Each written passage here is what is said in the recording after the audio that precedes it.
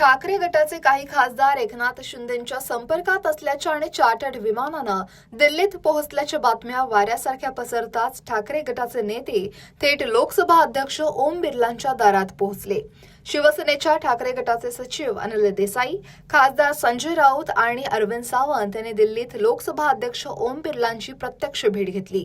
या भेटीदरम्यान त्यांनी ठाकरे गटाचे गटनेते अरविंद सावंत यांच्या सहीचं एक अत्यंत महत्त्वाचं पत्र लोकसभा अध्यक्षांना सोपवलं. या संदर्भात अनिल देसाईंनी लोकसभा अध्यक्षांच्या भेटीनंतर काय प्रतिक्रिया दिली आहे पाहूयात. Cannot be merged. Original party has to merge with any other party. क्या डिमांड आप लोगों ने रखा सर, वहाँ पे क्या बातें रखी? हमने रखा है कि जो हमने कैबिनेट के तौर पे ये किया हुआ है, हमारी सुनवाई की जाए. अगर कोई अप्रोच करता है अगर लोकसभा अध्यक्ष को, तो व्यवस्था को मान्यता देना या ना देना अध्यक्ष के हाथ में रहता है. तो कोई गुट अगर 2/3 है करके भी इस तरह की बात करके हम मर्ज होना चाहते हैं किसी पार्टी में, that group cannot merge. Original party has to have that 2/3 strength, and party merges, then it is okay as per the Representation of People Act and संविधान में शेड्यूल 10 के तहत. छह रहेंगे तो भी उनको कोई अधिकार नहीं है. ओरिजिनल पार्टी है क्या वो? लेजिस्लेटिव स्ट्रेंथ आप या लेजिस्लेटर करके हैं, आप अगर एमपी करके हैं, but you have no value as far as that 2/3 is also concern. If original party merges उस किसी पार्टी के साथ में, तो उसको मान्यता है. ये लोग के पत्र पर लोकसभा स्पीकर ने क्या कहा सर?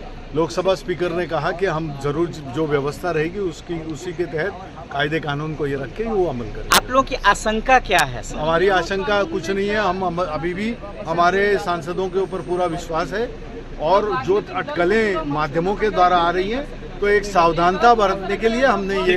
लेकिन ऐसा कहा जा रहा है कि छह जो सांसद यही हैं कह रहे हैं, इसीलिए ये सावधानता की जो कदम लिया हुआ है वो.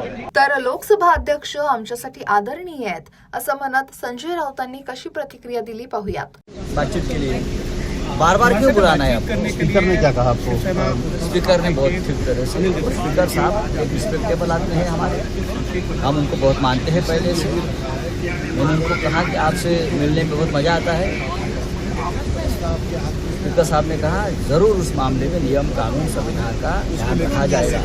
एका बाजूला फुटलेले खासदार आणि दुसऱ्या बाजूला ठाकरेंची ही मोठी कायदेशीर खेळी. त्यामुळे महाराष्ट्राचं राजकारण आता थेट दिल्लीच्या कोर्टात आणि संसदेत गाजणार आहे हे नक्की. तुम्हाला काय वाटतं? ठाकरेंनी खेळलेली ही कायदेशीर चाल खासदारांना फुटण्यापासून रोखू शकेल का, की एकनाथ शिंदे ऑपरेशन टायगर यशस्वी करून दाखवतील? कमेंट नक्की करा आणि लोकमत सबस्क्राईब करायला विसरू नका.